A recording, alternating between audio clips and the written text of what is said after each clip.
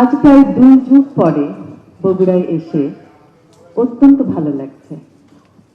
আমি প্রথমেই শ্রদ্ধা ভরে স্মরণ করতে চাই শহীদ রাষ্ট্রপতি জিয়াউর রহমান এবং আমাদের গণতন্ত্রের মা দেশনেত্রী বেগম খালেদা জিয়া।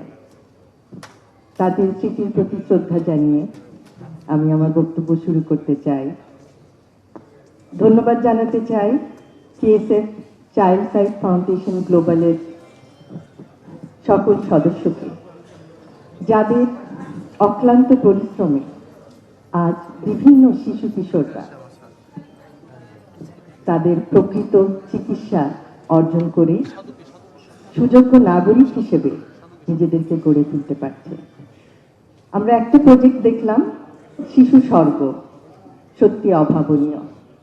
আমরা কিভাবে নিজেদের প্রচেষ্টায় শিশুদেরকে একটি স্বর্গের মতো সুন্দর স্থানে নিয়ে যেতে পারি, যেখানে তারা শিখছে আত্মবিশ্বাস, যেখানে তারা শিখছে নিজের প্রতি আত্মবিশ্বাসের ফলে এগিয়ে যাওয়া, জ্ঞানের আলোকে এবং অন্ধকার থেকে নিজেদেরকে প্রতিষ্ঠিত করা। আমি অত্যন্ত অভিভূত হয়েছি সিএসএফ এর অন্তর্গত প্রোগ্রামে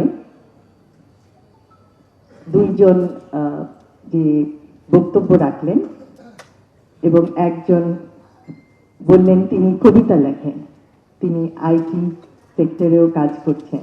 আমি সত্যি তাদের জ্ঞান এবং তাদের প্রচেষ্টা আশা করব যে তারা ভবিষ্যতে আরো উন্নতি করবে এবং সবার কাছে একটি উজ্জ্বল দৃষ্টান্ত হিসাবে থাকবে।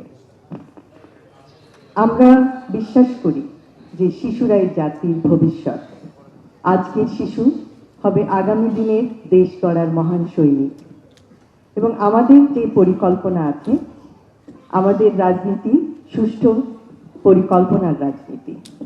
এবং আপনারা হয়তো জানেন যে সুস্বাস্থ্য বিভিন্ন জেলায় কিভাবে ছড়িয়ে দেওয়া হবে আমাদের পরিকল্পনার মাধ্যমে, এবং শিক্ষা ব্যবস্থায় one tap one teacher, happiness, শিক্ষার সাথে হ্যাপিনেসকে কিভাবে যুক্ত করা হবে, এবং এরকম বিভিন্ন প্রকল্পের মাধ্যমে জাতিকে স্বাস্থ্য, শিক্ষা এবং ক্রীড়াক্ষেত্রে আপনারা দেখবেন যে আমাদের পরিকল্পনায় আছে বিভিন্ন জেলায় ক্রীড়া প্রতিষ্ঠান গড়ে তোলা, যার মাধ্যমে সমস্ত শিশু কিশোররা পাবে খেলাধুলার স্বাদ এবং এইভাবে তারা স্বাস্থ্যে, শিক্ষায়, ক্রীড়ায় এগিয়ে যাবে।